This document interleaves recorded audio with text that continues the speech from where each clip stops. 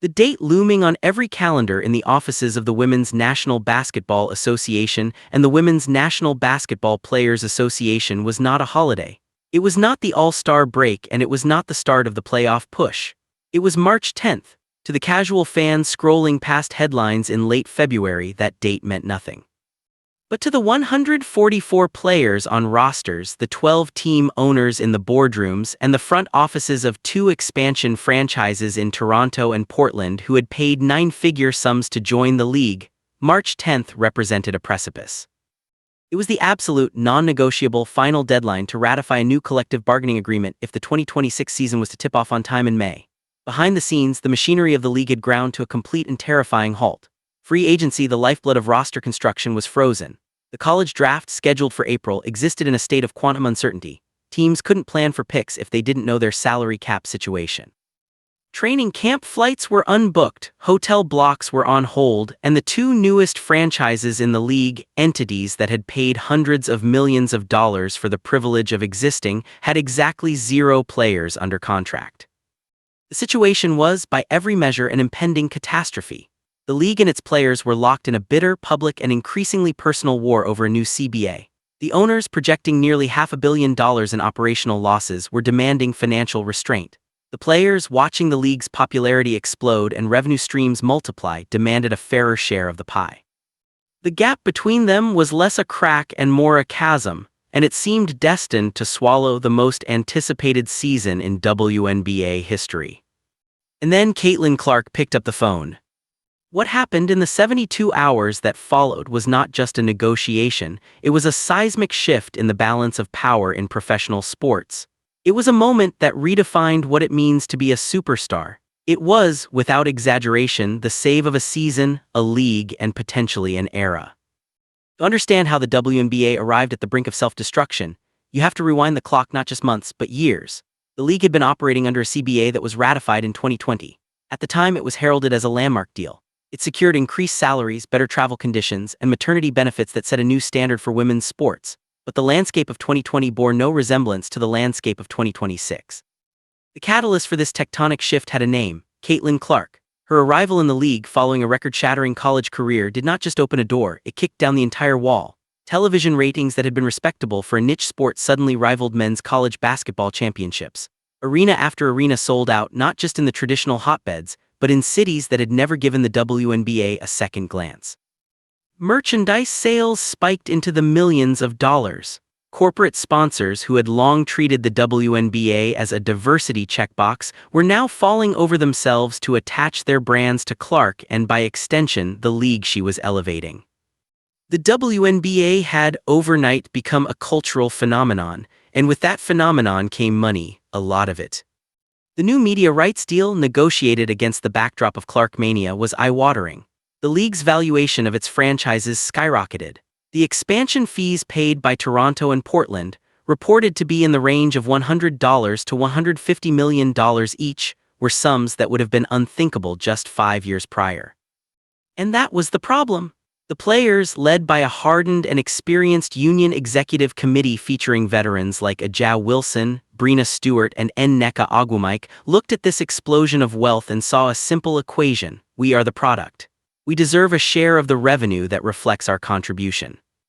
They came to the table with a demand that, in their eyes, was non-negotiable. A significant percentage of gross basketball-related income, a figure rumored to be as high as 27.5%, a massive jump from the previous model. The owners, for their part, looked at the same financial picture and saw a completely different set of numbers. Yes, revenue was up, but so were costs. They pointed to the league's financial ledgers, projecting a staggering $460 million in cumulative losses. They argued that the recent influx of cash was paying off years of debt, funding infrastructure improvements, and investing in the future. They claimed they were still in the red, that the business was not yet profitable on an operational level, and that giving players a massive, immediate cut of gross revenue would bankrupt the very franchises the players were trying to enrich. This was the core conflict. It was a battle of perception versus reality, of future potential versus present-day balance sheets.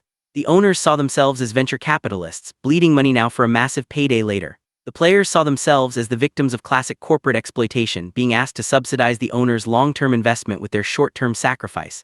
The negotiating table became a war zone. Proposals were rejected with hostility. Mediators were brought in and promptly ignored. The rhetoric on both sides grew sharper, more personal, and more public. As the calendar flipped from January to February, the owners decided to change their strategy. They moved from defensive negotiation to offensive psychological warfare. They rolled out what is known in the high-stakes world of corporate deal-making as an exploding offer. It is a term that sounds like it belongs in an action movie, but in reality, it is a brutal, effective, and deeply coercive tactic. The offer itself was, on the surface, a significant financial package. It included the largest salary increases in league history, improved travel including charter flights which had been a major point of contention, and enhanced benefits. But it came with a catch that was so venomous, so calculated to divide, that it left the players' union reeling. The offer was not a static document. It was a living thing designed to decay. The owners' legal team, led by seasoned negotiators who had cut their teeth in the cutthroat world of the NFL and NBA, presented the ultimatum. The deal on the table was valid only until midnight on March 10th.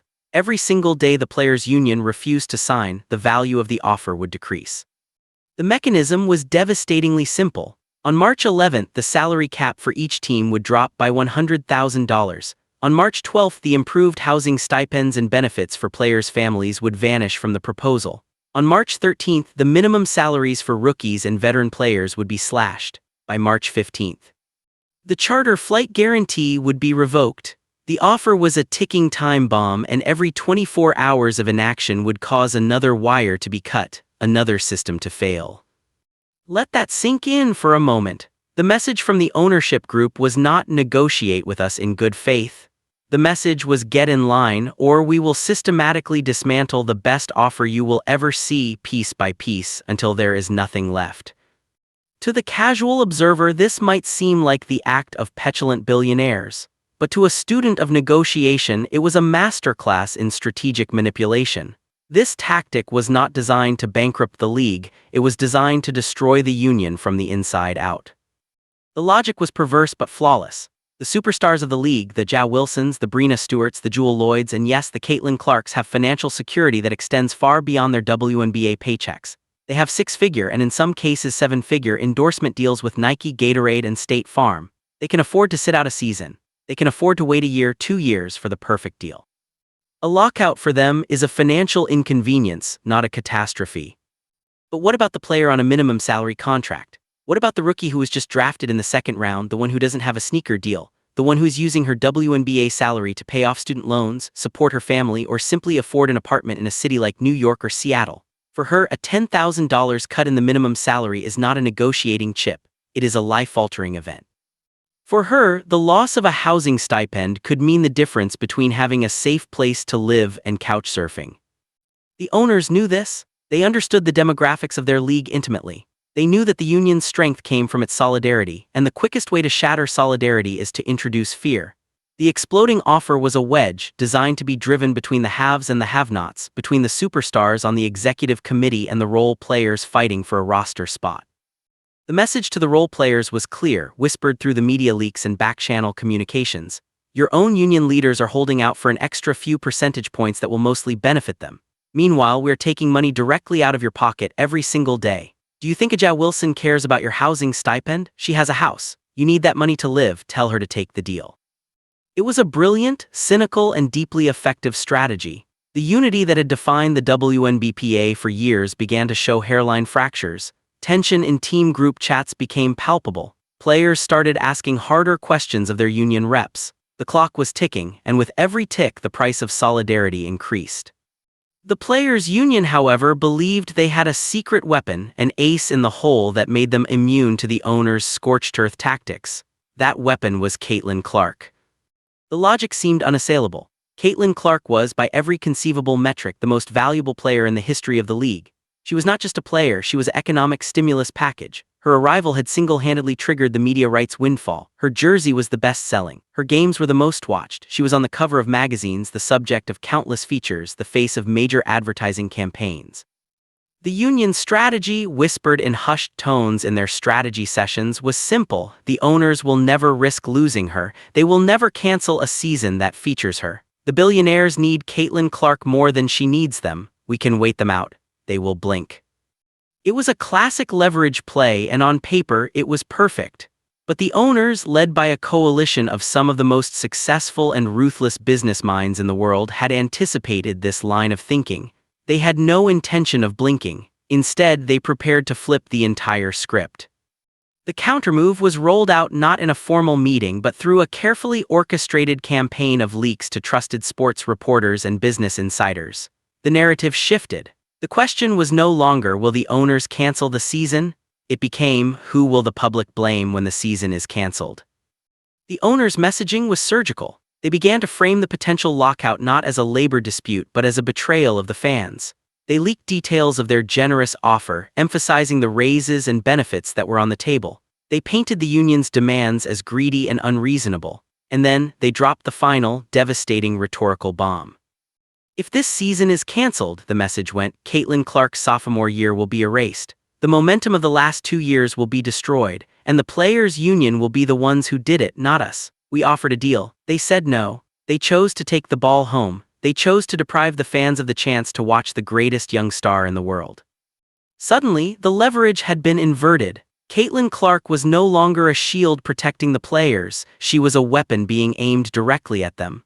The union's strategy of using Clark as a human shield had backfired spectacularly. They were now facing a public relations nightmare of epic proportions. Imagine the headlines. Imagine the talk show segments. Imagine the social media firestorm. The narrative would be brutally simple. A group of millionaire athletes, led by their union bosses, robbed the fans of the most anticipated season in WNBA history because they wanted more money. They robbed cities like Toronto and Portland of their inaugural seasons. They robbed Caitlin Clark of her chance to build on her legendary rookie campaign. The players would be cast as the villains. The fans, fickle as they are, would turn on them. Sponsors, allergic to controversy, would pull back. The media, always hungry for a compelling villain, would roast them for years. The owners had successfully constructed a trap, and the union had walked right into it. To understand just how serious the owners were, you have to look beyond the WNBA and into the broader history of professional sports labor disputes. The owners had signaled in no uncertain terms that they were willing to lock the doors and cancel the season. The question on everyone's mind, from the union leaders to the beat reporters, was, are they bluffing? For insight, we turn to those who have been in the trenches. David Samson, the former president of the Miami Marlins who navigated the brutal world of MLB ownership for years, broke down the psychology of the ultimatum on his podcast. His analysis was chilling in its clarity. You have to understand, Samson explained, that in negotiations, credibility is the only currency that matters. If you give an ultimatum, if you say, this deal expires at midnight on March 10th, and if you don't sign, the offer gets worse, you have painted yourself into a corner. You have made a public promise. And if you break that promise, if you flinch, if you extend the deadline or improve the offer after the fact, you're dead. You have no credibility left. The players will never, ever believe another word you say. They will know that your threats are hollow. You will have taught them that the only way to negotiate with you is to wait you out, because you always cave. This was the logic that guided the owners. They had drawn a line in the sand. They had told the world through leaks and official statements that March 10th was the end. To back down now would be to invite years of future labor turmoil. They had no choice but to mean every single word. The owners, therefore, were not bluffing. They had parked a metaphorical tank on the front lawn of the Players Association headquarters. They had loaded it with a shell-marked season cancellation, and they had their finger on the trigger, waiting to see if the union would flinch. The players, for their part, were paralyzed. Their leadership was dug in, demanding their 27.5%. Their rank-and-file members were panicking as the exploding offer ate away at their future earnings. And looming over all of it was the ghost of the canceled season, the specter of being the generation that killed the golden goose. And this is where the story takes its sharpest turn. This is where the narrative shifts from a predictable tale of labor strife to something unprecedented in the history of American sports. While the lawyers argued, while the media speculated, while the fans fretted, Caitlin Clark was watching. She was not just watching the news, she was watching her teammates. She was in the group chats, she was on the phone calls. She saw the fear in the eyes of the rookies who had just achieved their lifelong dream, only to see it threatened by a dispute they barely understood. She saw the frustration of the veterans who had fought for years for better conditions, only to be painted as greedy villains. And she saw the stubbornness on both sides that was leading the league she loved toward a cliff. Caitlin Clark is not a traditional rookie. She did not enter the league with the deference and quiet humility that is often expected of first-year players. She entered the league as a phenomenon, a force of nature whose gravity was so strong that it was warping the space-time continuum of the sport itself. She understood, perhaps better than anyone, that her power was not just about scoring points or selling jerseys. Her power was about leverage. And she realized, with a clarity that startled even those closest to her, that she was the only person in the entire ecosystem who had leverage over everyone. The owners needed her. Without her, the ratings plummet, the arenas empty, the sponsors flee. The players needed her. Without her, the revenue stream dries up, the leverage evaporates, and they are back to fighting for scraps. Clark sat at the absolute center of a Venn diagram of power, and she decided in a moment of singular leadership to use it. She did not go through channels. She did not call her agent and ask him to make a call. She did not issue a statement through the union. Caitlin Clark picked up her own phone, scrolled through her contacts, and called the WNBA commissioner directly. There are no intermediaries in this story. There are no aides or assistants. It was just Clark's voice on one end of the line and the most powerful executive in women's basketball on the other. What she said, according to sources with knowledge of the call, was direct and uncompromising. She did not threaten. She did not demand. She simply stated reality. She told the commissioner that the players deserved a fair deal. She acknowledged the owner's financial concerns, and then she said with the calm authority of someone who knows her own worth that letting the season collapse would be an unforgivable failure. It would hurt everyone. It would hurt the owners who would lose the revenue from her draw. It would hurt the players who would lose their livelihoods, and it would hurt her personally by stealing a year of her prime. She then did something even more unexpected. She hung up with the commissioner and immediately called key members of the Players' Union Executive Committee. To the veterans who had been fighting this fight for a decade, she delivered a different message, but one that was equally blunt. She told them that holding out for a number the owners had publicly and repeatedly declared impossible was a losing strategy. She told them that the exploding offer was real, that the owners were not bluffing, and that every day they waited, the deal got worse for the very players they were supposed to be protecting. She reminded them that the rookies and role players were watching and that their patience was running out. And she made it clear in no uncertain terms that she was not going to sit back and watch her sophomore season, the season that was supposed to define the next chapter of her legacy, be erased because of stubbornness on both sides. She was done being a passive observer. She was taking control. The most remarkable part of Clark's intervention was not just that she called, it was what she proposed. In the midst of a negotiation that had become a toxic swamp of percentages and projections, she offered a simple, elegant solution that had somehow eluded the legion of lawyers and executives on both sides. The core of the dispute was the percentage of gross revenue. The players wanted a fixed, high percentage. The owners refused, citing current losses. The fight was over a number, and both sides had dug trenches so deep they couldn't see the other. Clark's proposal reframed the entire argument. She suggested a tiered, incentive-based system. Instead of a fixed percentage of gross revenue, the players' share would be tied to the league's growth. As the league's revenue increases over the life of the CBA, the players' payout percentage would increase accordingly. Think of it like a performance bonus for the entire union. If the league hits certain revenue targets, the players get a larger slice. If the league grows faster than projected, the players share in that windfall. If growth is slower, the owners are protected from overpaying. It was a win-win, and its brilliance lay in its simplicity. The owners loved it because it aligned the players' financial interests directly with the league's financial success. It turned the players from adversaries into partners in growth. It meant they weren't being asked to pay out massive sums based on projections that might not materialize. They were paying for performance, for results. The players loved it because it gave them a path to the massive paydays they believed were coming. It acknowledged that the league's value was exploding and guaranteed that they would be direct beneficiaries of that explosion. It wasn't a cap on their earnings, it was a rocket ship. The more they helped the league grow, the more they would be paid. Clark had done something that the professional negotiators had failed to do. She had found the common ground. She had reframed the conflict from a zero-sum game, my win is your loss, to a positive-sum game, our collective win benefits everyone. It was a solution so elegant, so obviously correct, that both sides were left wondering why they hadn't thought of it themselves. Within 48 hours of Clark's intervention, the entire atmosphere of the negotiations had transformed. The change was not gradual, it was immediate and total. The exploding offer threats, while technically still on the table, cooled from a raging fire to a low simmer. The public posturing ceased, the leaks to the media dried up. Both sides, for the first time in months, agreed to sit in a room together and actually talk. Why the sudden shift? It was not because Clark had discovered a magical formula that none of the lawyers could understand. It was because she had used her power to change the stakes of the game. Privately, multiple team owners admitted that Clark's involvement had fundamentally altered their calculus. They were not eager to be the billionaires who ignored the face of their league. They did not want to see the headlines, "Owners reject Caitlin Clark's peace plan, season in jeopardy." That would be a public relations disaster of their own making. By stepping in, Clark had put the onus on them to be reasonable. To reject her proposal would be to reject the most popular figure in the sport, and that was a risk no owner was willing to take. On the players' side, the effect was even more pronounced. The veteran leaders on the union executive committee, women who had built the union's power through years of struggle, suddenly found themselves in a difficult position.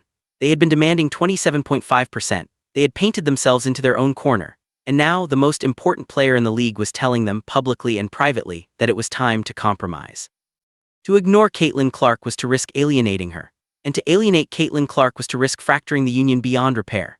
If Clark had decided to break ranks, if she had gone public with her criticism of the union's hardline stance, the solidarity would have evaporated instantly.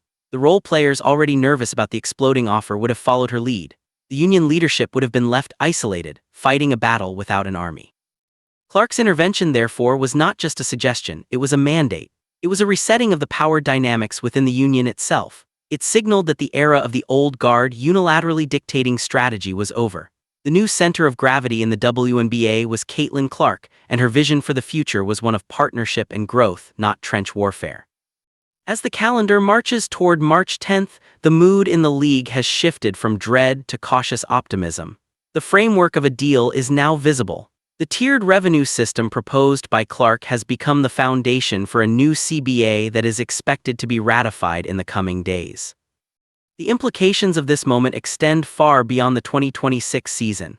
Caitlin Clark has not just saved a season, she has redefined the role of the athlete in the modern sports landscape. She has demonstrated that true power is not just about individual statistics or endorsement income. It is about the ability to shape the destiny of an entire league. She has shown that a single player, armed with leverage and the courage to use it, can step into a room full of billionaires and union bosses and force them to be reasonable. She has proven that the old rules of deference, that rookies should be seen and not heard, that players should let the lawyers handle the business, are obsolete.